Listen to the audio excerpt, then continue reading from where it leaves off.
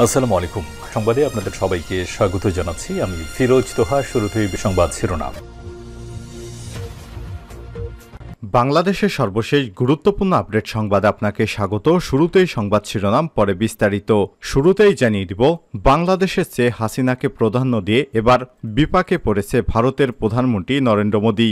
গত 5 আগস্ট শেখ হাসিনা বাংলাদেশ ছেড়ে ভারতে পালিয়ে যাচ্ছিলেন। এরপর বাংলাদেশের সঙ্গে সমস্ত সম্পর্ক বিচ্ছিন্ন হয়ে গেছে মোদীর। কারণ মোদী শুধুমাত্র একজন ব্যক্তির সঙ্গে সম্পর্ক স্থাপন করেছিলেন। তিনি দেশের সঙ্গে সম্পর্ক স্থাপন করতে ব্যর্থ হয়েছেন নরেন্দ্র মোদী। দক্ষিণ এশিয়ার কোনো দেশের সঙ্গেই ভারতের নরেন্দ্র মোদী সরকার সম্পর্ক ভালো করতে পারেনি। শুধুমাত্র শেখ হাসিনা সরকারের সঙ্গেই সম্পর্ক ভালো করেছিলেন, কিন্তু সেটিও শেষ পর্যন্ত রক্ষা করতে পারলেন না।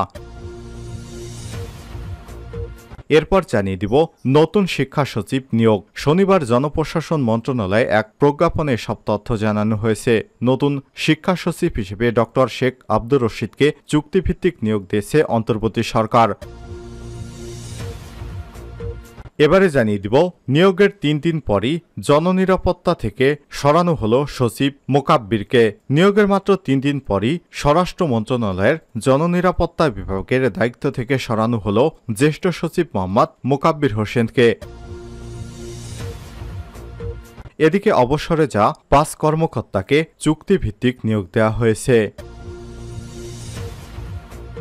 এবারে জানাবো, মহানগর বানিয়ে বিপদে পড়েছিলেন আশফাক নিপুণ। সম্প্রতি শেখ হাসিনা পালিয়ে যাওয়ার পর বাংলাদেশের সিনেমা নিয়ে ভারতের সঙ্গে এবার 2 বাংলা সিনেমা নিয়ে বিপাকে পড়েছে পরিচালকেরা। এরই ধারাবাহিকতায় এবার মহানগর সিনেমা বানিয়ে বিপাকে পড়েছেন আশফাক নিপুণ। এবং সর্বশেষ জানিয়ে দিব, ডিএমপিতে আবারও বড় রদবদল। একযোগে বদলি 12 এডিসি এবং 1 এসি। প্রিয় দর্শক, এতক্ষণ শুনছিলেন সংবাদ শিরোনাম, এবারে বিস্তারিত। তবে তার আগে বন্ধুরা, অনুরোধ থাকবে এই সংবাদটিতে একটি লাইক দিন। এই চ্যানেলে নতুন হয়ে থাকলে সংবাদটি দেখতে দেখতে চ্যানেলটি সাবস্ক্রাইব করে রাখুন। আর বন্ধুরা, কমেন্ট করে জানিয়ে দিন এই সংবাদ সম্পর্কে আপনার মূল্যবান মতামত। জানিয়ে দিন বন্ধুরা, এই সংবাদটি আপনি বিশ্বের কোন দেশ থেকে শুনছেন এবং দেখছেন। এবারে বিস্তারিত। বাংলাদেশের চেয়ে হাসিনাকে প্রাধান্য দিয়ে বিপাকে ভারত। ছাত্র জনতার গণ অভ্যুত্থানের মুখে গত 5 আগস্ট পদত্যাগ করে পালাতে বাধ্য হন সাবেক প্রধানমন্ত্রী শেখ হাসিনা। সেদিন ছাত্র জনতা যখন তার সরকারি বাসভবনের দিকে এগোচ্ছিল, ঠিক তখন তিনি গোপনে ভারত পালিয়ে যাচ্ছিলেন। সরকারি চাকরিতে কোটা সংস্কার নিয়ে গত জুন মাসে ওই আন্দোলন শুরু হয়। তবে 16 জুলাই যখন রংপুরের বেগম রোকেয়া বিশ্ববিদ্যালয়ের শিক্ষার্থী আবু সাইদ সহ সারা দেশে 6 জন নিহত হন, তখন এটি সরকার বিরোধী আন্দোলনের রূপ নেয়। তারই জেরে 5 আগস্ট পতন ঘটে শেখ হাসিনার 15 বছরের শাসনের। শেখ হাসিনার পতনের বিষয়টি ভারতের শঙ্কা তৈরি করে, কারণ তিনি ছিলেন দক্ষিণ এশিয়ার মধ্যে ভারতের সবচেয়ে বড় মিত্র। এ বিষয়ে ভারতের লেখক ও সম্পাদক রাহুল ত্রিপাঠী ফ্রান্স 24কে বলেছেন, ভারত সরকার শেখ হাসিনার উপর অতিরিক্ত, অন্যদিকে বাংলাদেশের উপর কম বিনিয়োগ করেছে।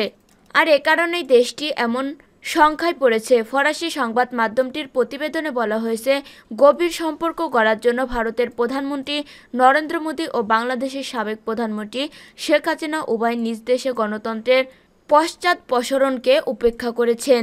শেখ হাসিনার পতনের পর ভারতের সংখ্যালঘুদের উপর হামলার ব্যাপারে যে সতর্কতা দিয়েছেন, সেটি ভণ্ডামি হিসেবে অভিহিত করেছে ফ্রান্স 224। সংবাদ মাধ্যমটিতে আরও বলা হয়েছে, শেখ হাসিনার পতনের বিষয়টি গত কয়েক বছর ধরেই তৈরি হচ্ছিল, যদিও সরকারি চাকরিতে কোটা সংস্কার নিয়ে শুরু হওয়া আন্দোলন তার শাসন অবসানের পথ তৈরি করেছে। কিন্তু গত 7 জানুয়ারি যখন তিনি অসচ্ছল নির্বাচনের মাধ্যমে চতুর্থবারের মতো ক্ষমতায় আসেন, তখন সাধারণ মানুষের ক্ষোভ আরও বৃদ্ধি পায়। এ বিষয়ে ভারতের লেখক ও সাংবাদিক দলিল ত্রিপাঠী বলেছেন, মোদী শুভেচ্ছা জানালেও পুরো বিষয়টি ছিল বাস্তবতা থেকে অনেক দূরে। ভারত শেখ হাসিনার উপর অতিরিক্ত আরও বাংলাদেশের উপর কম বিনিয়োগ করেছে। ভারত তার সব ডিম একটি ঝুড়িতেই রেখেছিল, আর ভূকৌশলগত দিক দিয়ে এটি অবশ্যই কোনো বুদ্ধিমান কিছু ছিল না। নতুন শিক্ষা সচিব নিয়োগ। নতুন শিক্ষা সচিব হিসেবে ডক্টর শেখ আব্দুর রশিদকে চুক্তিভিত্তিক নিয়োগ দিয়েছে অন্তর্বর্তী সরকার। শনিবার জনপ্রশাসন মন্ত্রণালয়ের এক প্রজ্ঞাপনে এই তথ্য জানানো হয়। এর আগে গত ১৩ আগস্ট পল্লী কর্ম সহায়ক ফাউন্ডেশনের পিকেএসএফ চেয়ারম্যান পদ থেকে ডক্টর এফ খায়রুল হোসেন পদত্যাগ করায় নতুন চেয়ারম্যান হিসেবে নিয়োগ পেয়েছিলেন সাবেক অতিরিক্ত সচিব ডক্টর শেখ আব্দুর রশিদ। এছাড়া ডক্টর শেখ আব্দুর রশিদ সহ প্রথমবার ৫ জনকে সচিব পদে চুক্তিভিত্তিক নিয়োগ দিল অন্তর্বর্তী সরকার। চুক্তিভিত্তিক নিয়োগপ্রাপ্ত বাকি ৪ জন হলেন ডক্টর নাসিমুল গনিকে রাষ্ট্রপতির কার্যালয়, এম.এ. আকমাল হোসেন আজাদকে রেলপথ মন্ত্রণালয়, এহসানুল হককে সড়ক পরিবহন ও মহাসড়ক বিভাগ ও ডক্টর মোহাম্মদ আবুল মোমেনকে জননিরাপত্তা বিভাগের দায়িত্ব দেওয়া হয়েছে। নিয়োগের ৩ দিন পরই জননিরাপত্তা থেকে সরানো হলো সচিব মোকাব্বিরকে। নিয়োগের ৩ দিন পরই স্বরাষ্ট্র মন্ত্রণালয়ের জননিরাপত্তা বিভাগের দায়িত্ব থেকে সরানো হলো জ্যেষ্ঠ সচিব মোহাম্মদ মোকাব্বির হোসেনকে। জনপ্রশাসন মন্ত্রণালয় শনিবার এক আদেশে মোকাব্বিরকে জননিরাপত্তা বিভাগ থেকে সরিয়ে বিজ্ঞান ও প্রযুক্তি মন্ত্রণালয়ের সচিব করার কথা জানিয়েছে। এর আগে গত ১৪ আগস্ট তাকে স্বরাষ্ট্র মন্ত্রণালয়ের জননিরাপত্তা বিভাগের সচিব করা হয়েছিল। ওই দিনই তিনি নতুন কর্মস্থলে যোগ দিয়েছিলেন। তার আগে তিনি বাংলাদেশ জ্বালানি ও বিদ্যুৎ গবেষণা কাউন্সিলের চেয়ারম্যান ছিলেন। ছাত্র জনতার গণ অভ্যুত্থানে গত ৫ই আগস্ট শেখ হাসিনা সরকারের পতনের আগে সরকারের সুরক্ষায় মোকাব্বির শক্ত ভূমিকা নিয়েছিলেন বলে প্রশাসনের গুঞ্জন রয়েছে। গত ৭ই আগস্ট প্রধানমন্ত্রীর কার্যালয়ের মুখ্য সচিব তোফাজ্জল হোসেন মিয়াকে সরানোর পর সেখানেও নিয়োগ পাওয়ার চেষ্টা করেছিলেন তিনি। প্রধান উপদেষ্টা ডক্টর মোহাম্মদ ইউনূসের উপদেষ্টা পরিষদের স্বরাষ্ট্র উপদেষ্টার দায়িত্ব পেয়েছিলেন আগের তত্ত্বাবধায়ক সরকারের দায়িত্ব পালনকারী ব্রিগেডিয়ার জেনারেল অবসরপ্রাপ্ত এম সাখাওয়াত হোসেন। শুক্রবার উপদেষ্টা পরিষদের রদবদলে স্বরাষ্ট্র মন্ত্রণালয় থেকে তাকে নিয়ে যাওয়া হয় পাট ও বস্ত্র মন্ত্রণালয়ে।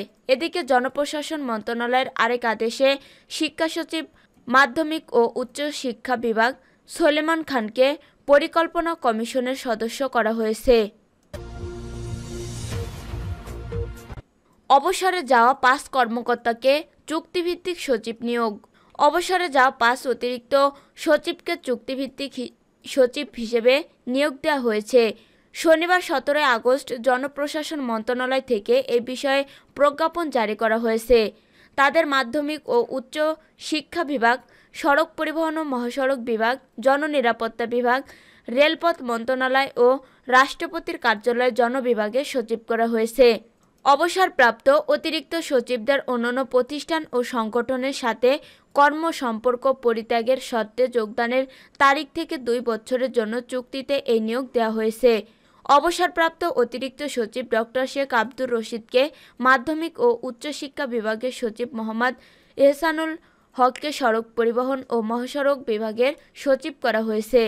এছাড়া অবসরপ্রাপ্ত অতিরিক্ত সচিব ডক্টর মোহাম্মদ আব্দুল মোনাইমকে স্বরাষ্ট্র মন্ত্রণালয়ের জননিরাপত্তা বিভাগের সচিব, ডক্টর নাসিমুল গনিকে রাষ্ট্রপতি কার্যালয়ের জনবিভাগের সচিব এবং এম.এ. আকমাল হোসেন আজাদকে রেলপথ মন্ত্রণালয়ের সচিব নিয়োগ দেওয়া হয়েছে।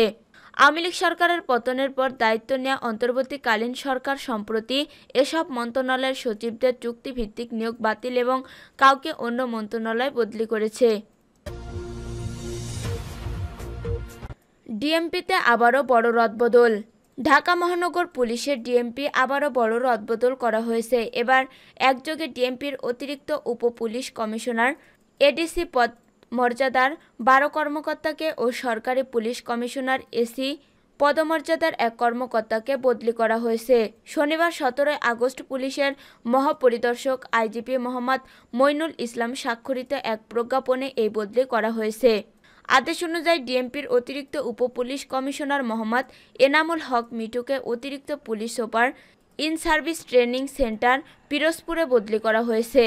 অতিরিক্ত উপ পুলিশ কমিশনার রুবায়েত জামানকে অতিরিক্ত police super in service training centre সুনামগঞ্জে, অতিরিক্ত উপপুলিশ কমিশনার মোহাম্মদ রফিকুল ইসলামকে অতিরিক্ত পুলিশ সুপার এপিবিএন, অতিরিক্ত উপপুলিশ কমিশনার মোহাম্মদ আলাউদ্দিনকে অতিরিক্ত পুলিশ সুপার এপিবিএন, অতিরিক্ত উপপুলিশ কমিশনার মির্জা সালাউদ্দিনকে অতিরিক্ত পুলিশ সুপার, বিপিএ সারদা রাজশাহীতে অতিরিক্ত উপপুলিশ কমিশনার, এসএম জাহাঙ্গীর হাসনাতকে অতিরিক্ত পুলিশ সুপার, নৌপুলিশ অতিরিক্ত উপপুলিশ কমিশনার মোহাম্মদ শহীদুল ইসলামকে অতিরিক্ত পুলিশ সুপার, শিল্পাঞ্চল পুলিশ অতিরিক্ত উপপুলিশ কমিশনার মাসুদ মিয়াকে অতিরিক্ত পুলিশ সুপার, রেলওয়ে পুলিশ অতিরিক্ত উপপুলিশ কমিশনার কাজী মাকসুদা লিমাকে অতিরিক্ত পুলিশ সুপার, পিটিসি টাঙ্গাইল অতিরিক্ত উপপুলিশ কমিশনার বদরুজ্জামান জিল্লুকে অতিরিক্ত police super, in service training centre কুষ্টিয়ার